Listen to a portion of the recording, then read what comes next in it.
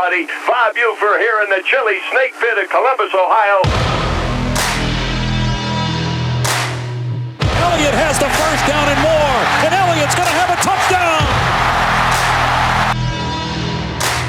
Carl, watch out! Blake Carl, blazing speed. Can he get there? No, but he's down at the Ohio State 11. Samuel cuts it back. Ohio State wins. Stroud in trouble, and Stroud is sacked again. There's nothing quite like the game. Michigan versus Ohio State, the game of the day, the game of the year, the game of the decade. Call it what you will. This is The Rivalry, sponsored by Elevated Integrity Construction.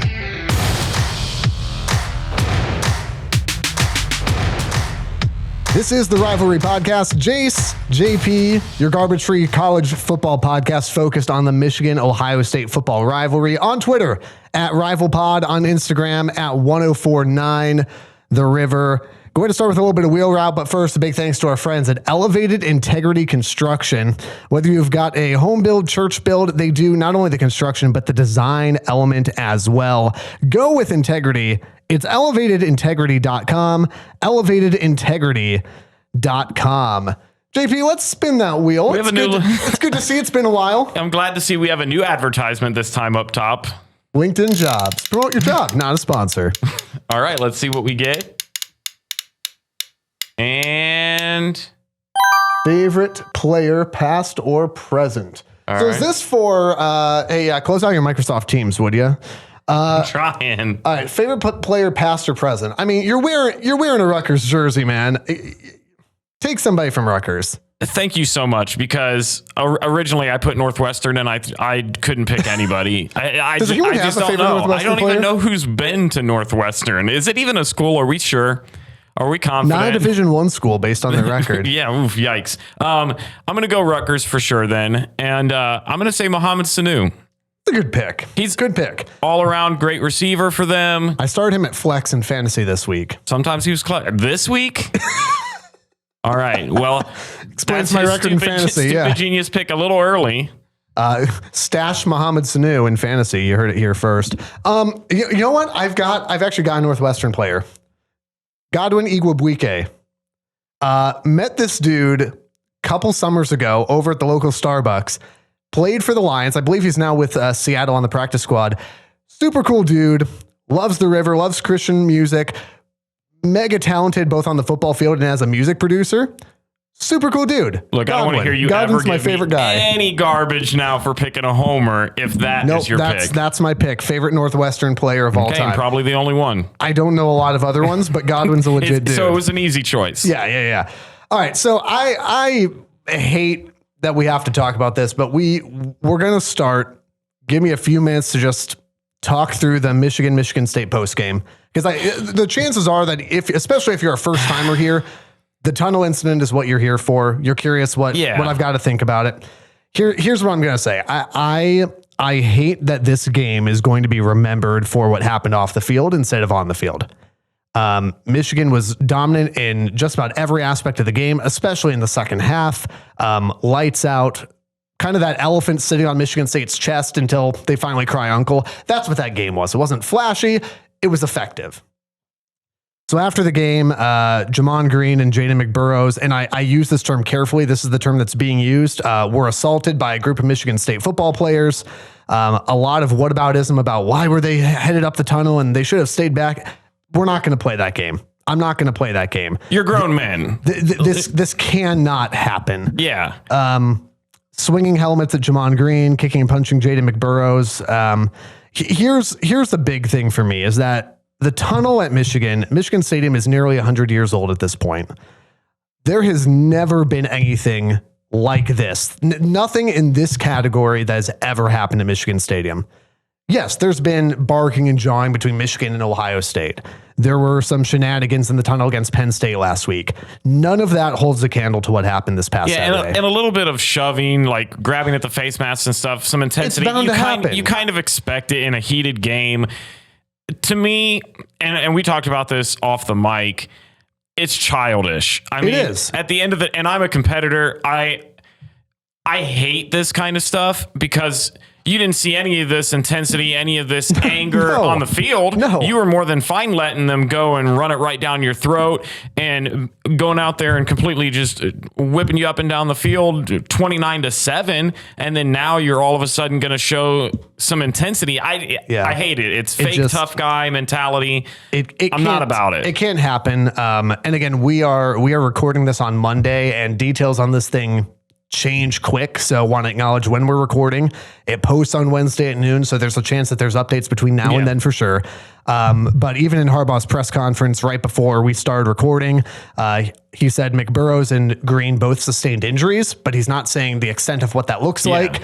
Again, McBurrows not a starter right now. He's dealing with his own injury. Jamon Green is starting corner. So there's some, on the football side, some concerns there about who's going to step in. Well, and Michigan State already came out and announced 4 of the players, I think, are suspended indefinitely. Yeah, until the investigation concludes. There will be more that'll come out, I'm assuming. But and Jamon Green and his family have already said that they will be pressing criminal charges for as they should. Whatever play. I'm not going to throw out names of student athletes like that on that end, but whoever it was that was swinging the helmet, they are going to pursue actual police activity there. The whole thing just reeks. The whole thing reeks. Yeah, and I want to make sure this is clear too. I feel as though there's been a lot of whataboutism, a lot of question about the tunnel. It does not matter why those players were there. First of all, they're there because that's where their locker room is. Yeah. But it wouldn't matter if they went, McBurrows skipped up there, threw some verbal jabs, taunted anybody. It does not matter. That is sports. You've got to have thicker skin than that. Of course, it's a rivalry. They're going to come by after beating you 29-7 and talk a little bit of trash. You would do the same thing. Yeah. You've got to have thicker skin. You can't go in there and just start swinging, especially helmets with people that aren't even wearing anything. Like you just can't. The other interesting part of this too is, James Franklin made a big scene about this after the Michigan-Penn State game because he was butthurt. His team gave up 400 rushing yards. There have been 0 incidents of this scale in 100 years. And now you've got 2 coaches with undisciplined teams. And the issue is the tunnel. Get out of here. And I'm not even saying you couldn't have a protocol in place, right? Where the visitors go in, visitors come out. Yeah. Sure. That's great. That's not the issue. It is it's cowardly. It's dodging responsibility. It's a disgrace.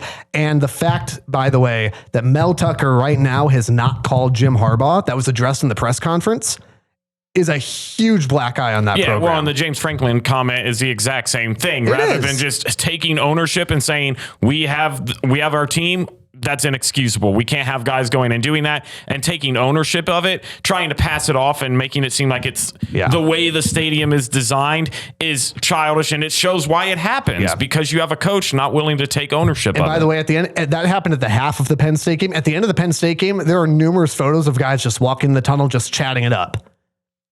That's not the issue. Yep. It's an undisciplined team at Michigan State. It's a coach who's clearly not willing to own up or apologize for things.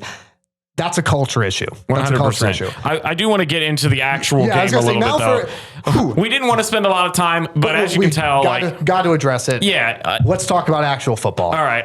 I'll share my thoughts because I feel like you're going to have more to say since this was a rivalry thing. I'm going to take a drink, by the way, out of my I hate my every Penn single State part of that. Here. It's ridiculous. We'll get to Happy Valley in a minute, but we made the trip to Happy Valley. You can see some of that footage on Rivers' Instagram, on Twitter at RivalPod, and our Airbnb host very kindly gave us these little tumblers. Shout out Kelly. Shout out to Kelly. And so I wanted to make sure I brought that in. Go ahead. I can't. This guy. We talked about this on our drive back, actually, from Happy Valley. And I said, I have 0 expectations of Michigan State contesting in this game whatsoever. I wanted to see Michigan sweat a little bit. I wanted to see some weakness in them because we haven't really had a good glimpse of that this year. Yeah. So I wanted to see, okay, what is it that when we're looking forward to the game, what can Ohio State use? Yeah. How do you exploit them? How do you beat them? Yeah. And it kind of did that a little bit. This was probably the sloppiest game of Michigan season so far. Would you disagree? I don't know. Finish your thought. I'm not sure. At least the first half. Maryland might be the overall sloppiest as far as turnovers go. The undisciplined beginning of the game, some of the mental mistakes, the ability to run the ball at first wasn't the greatest for Michigan. It's not what we've seen Blake Corum do. Sure. He was kind of, I don't want to say tame because he still had over 100 yards, but it wasn't the Blake Corum we're used to seeing. Michigan State did a good job of containing him on certain plays that normally he would break out. He also had a couple plays where he was just Blake Corum and made it impossible to take him down. Yeah. The one thing that I thought was really interesting in this game was very similar to the struggles that Ohio State has been having these past 2 weeks, where they get into the red zone. They're going down the field and then not converting those to touchdowns.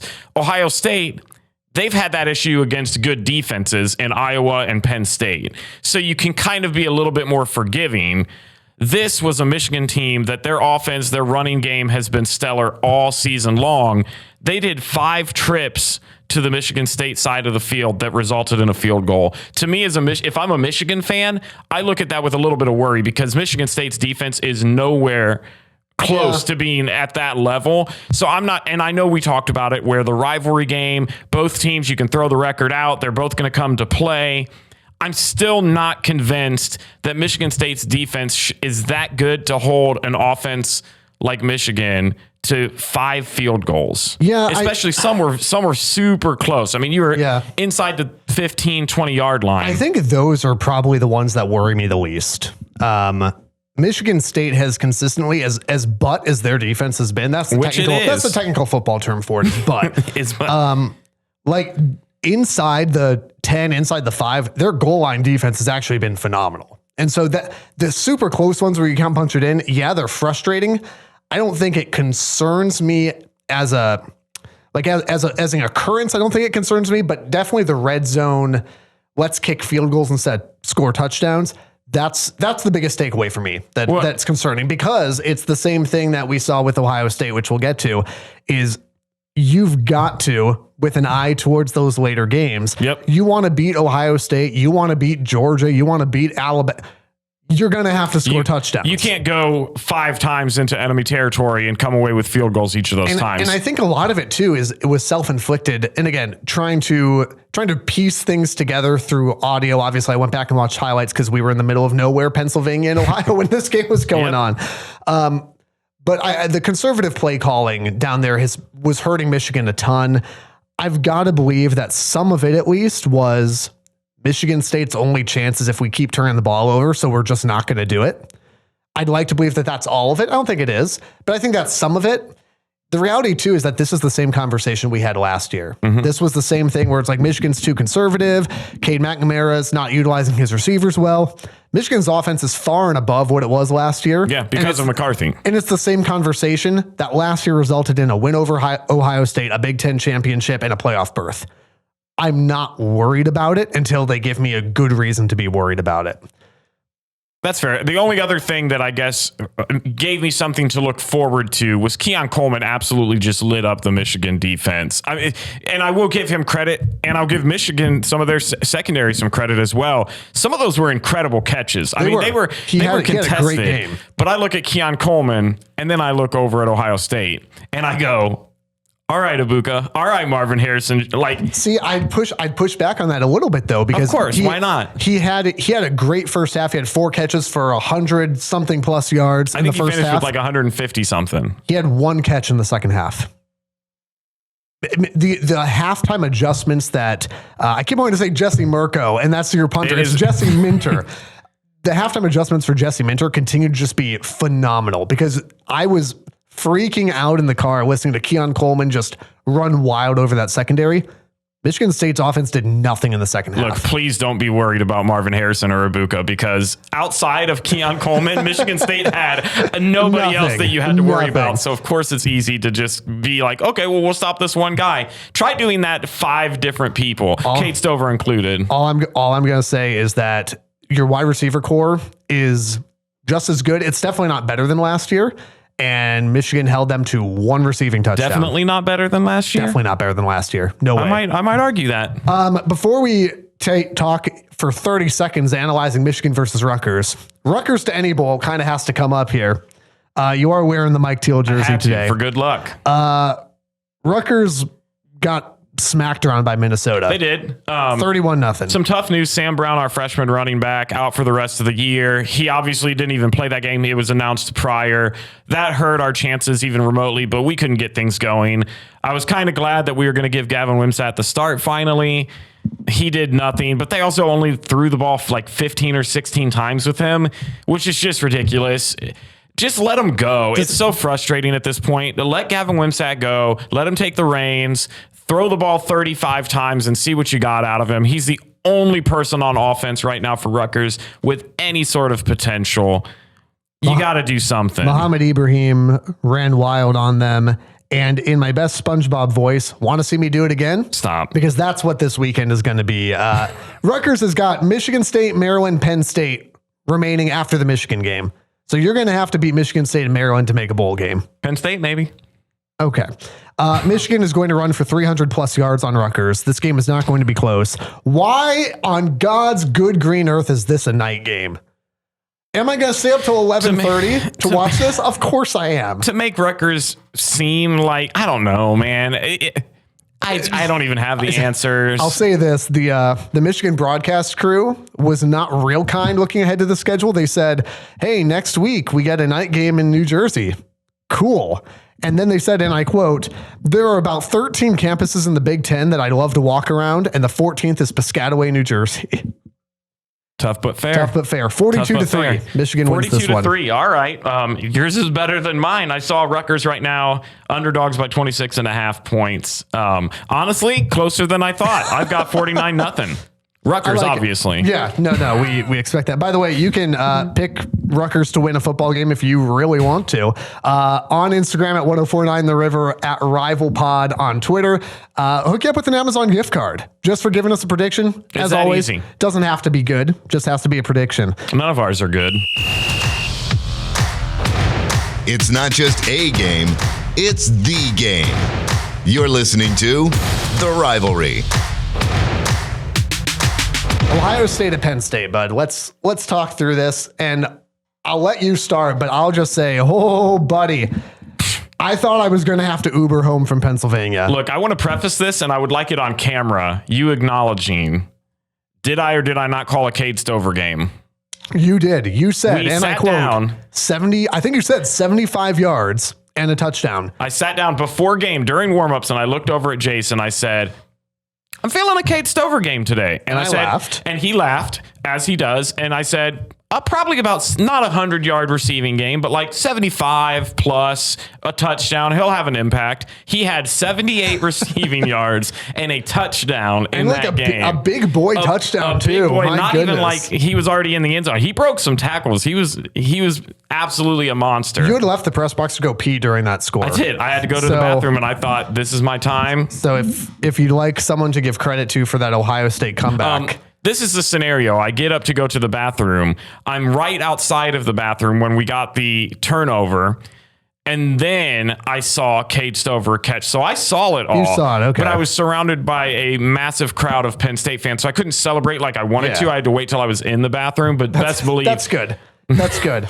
That's great. I'm glad that Penn State's one stall bathroom policy in their press box. Yeah, weird.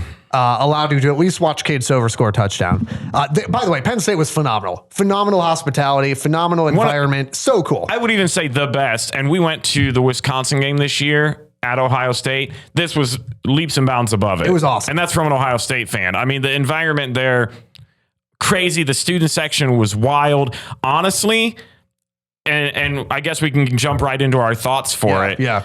This was a game that Penn State should have won. I agree. But yeah, I'm going to give credit to Ohio State where credit is due.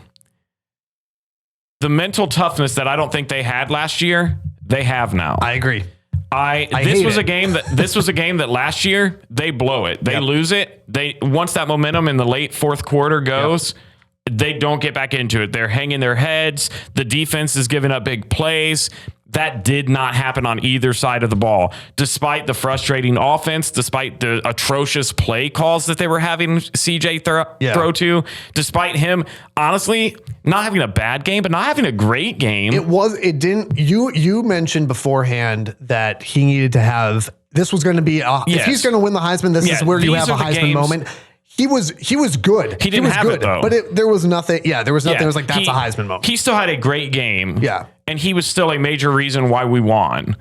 But like I said before the game even started, this was a game when you're going to vote for the Heisman. You're going to look at the toughest opponent he played. How did he perform? Yeah. And while it wasn't bad, the people he's contesting with, the Blake Corums, the Bryce Youngs, like all those guys are going to be going into it with big games. Yeah. I mean, Corum absolutely torched Penn State. Well, and it's just, this is a sidebar, but if it's supposed to be the most valuable player to his team, I mean, it's Marvin Harrison or Igbuka right now, and they're not in the running for that award. Some would say Cade Stover, but some would. Look, all I'm saying is on that 52-yard run by Henderson, the key to that play was Stover getting 2 blocks. So that's all I'm saying. But this is the mental toughness is there now, and you didn't have it last year. Last year, like I said, that Ohio State team loses here. The environment, the crowd is too tough to overcome.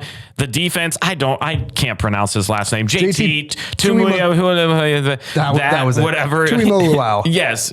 I'll even if I read it, I won't be able to get it. I wrote it out phonetically. I wrote it out phonetically for myself. Thank you. If you watched it, a stud. One of the, I'm going to say the best defensive performance from an Ohio State player I think I've ever seen. 11 Warriors asked on their poll if that was the greatest single defensive performance. I mean, causing havoc all over the place. Not as a fan. Yeah, he won that game. He had the interception, the fumble, tackles. He was the reason that they got an interception from Zach Harrison early on in the game. There are still some concerns coming out of this. You get the 2 interceptions early. You can't convert on any of them into a touchdown. I mean, you got a field goal one, the other one you missed. So you can't convert. That's struggling to me. And end of the half, same thing. Yeah, going to the half, the game management on that, which I never got clarification on this. I think there was legitimately some concern. Yeah, somebody said something about he still had a timeout, but the scoreboard wasn't showing it. So he was trying to get down there and run another play so that if it didn't work, he could call timeout and still kick the field goal. Whatever happened, it didn't work. Yeah. They didn't get any points out of it. Ultimately, almost cost them the game. But what I really want to focus on is Ohio State scored 28 points in the final 9 minutes of this game. Which I still, I have no, I still can't wrap my head around. Watching that game, if you would have told me beforehand, going into the fourth quarter, it's going to be 16-14? Something like that. It was 16-14, and you are going to score 28 points in the final 8 minutes and 50 seconds of that game. I would have laughed because I would have thought we were struggling. What would have all of a sudden started clicking? 9 minutes to go, and this is incredible. 9 minutes to go, Penn State took the lead in that game. Yep. And then it looked like they got blown out. They were in that game the whole way. Mm-hmm. They were outplaying Ohio State a big chunk of that game. That's why I don't get caught in, like, if I can tell you've just glanced the box score and want to talk football, we're not going to have a long conversation because that you clearly aren't paying attention. But yeah, what an impressive performance, and Tuimoloau is a huge reason for winning that game. I think from my perspective, I won't add too much into this because I think you've nailed it. I wrote down, hey, here's what Ohio State did good. Here's what's bad. Ohio State good. Turnovers. Yeah. Continue to be 4 phenomenal. of them, I think. Stroud and the wide receivers continue to be really good. Ruggles. Good job, Noah Ruggles. Way to go. Bad for Ohio State, the secondary. Yep. Secondary is still weak. That big pass to Parker Washington and the failure to tackle. Yeah, that was a weird play because they just got mixed up. Stuff, I don't know. There were a few big chunk plays like that, though, where kind of like you're sitting there going, okay, I mean, we're always analyzing through the end of the year, right? Mm-hmm. So I'm sitting there watching going, okay, we can run on these guys. We can pass on these guys because rush defense also still not great. Mm-hmm. It's better, not great. Allen is a stud still. And frankly, your rush offense was not very good again. And that's where the box score thing comes in too, right? Like we mentioned the red zone, but like Henderson had 2 touchdowns. The run game was not there for Ohio State. But he still only had 60 something or 70 something yards. I mean, going into that 52-yard run, he was averaging 1.9 yards a carry. It's going to be rare for you to not be able to run the football and win a football game. Mm-hmm. And that's just the reality. So from the Michigan side point, I wrote down, what does it mean? And I'll just read this because this is exactly how I feel. I said, it means Ohio State, much like last year, is a behemoth. But it has a soft underbelly that Michigan stabbed them in last year, and it's going to be the exact same game plan. Okay. Can you run the ball on Ohio State again the way you did last year? If the answer is yes, game over. If you can't, you're in trouble. simple as that. But I think it's going to be the exact same thing we saw last year. I mean, that's Michigan's outcome pending, right? Yeah, that's Michigan's game plan all year anyways, is use Corum. I mean, we talk about MVP for the Heisman. You take Corum away. I think Michigan loses to Penn State. See, I don't buy that at all. I think they drop a couple games. There's no reason to throw the ball when you've got him.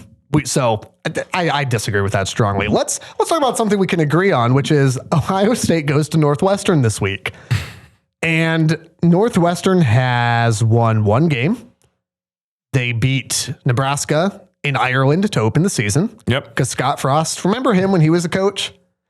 Scott Frost decided to onside kick when he was winning, and then he lost the game. Northwestern has also lost to Southern Illinois, which is not a Division I team, or it's not a Division I FBS team at least.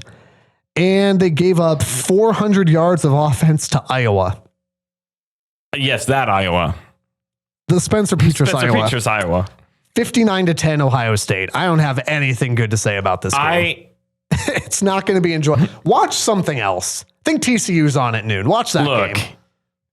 There is not a universe that exists where Northwestern scores a touchdown in this game. They are that bad. 56-3 Ohio State. It'll be boring. I figure they get a garbage time something. They'll get a field goal maybe. A garbage time Pat Fitzgerald field goal.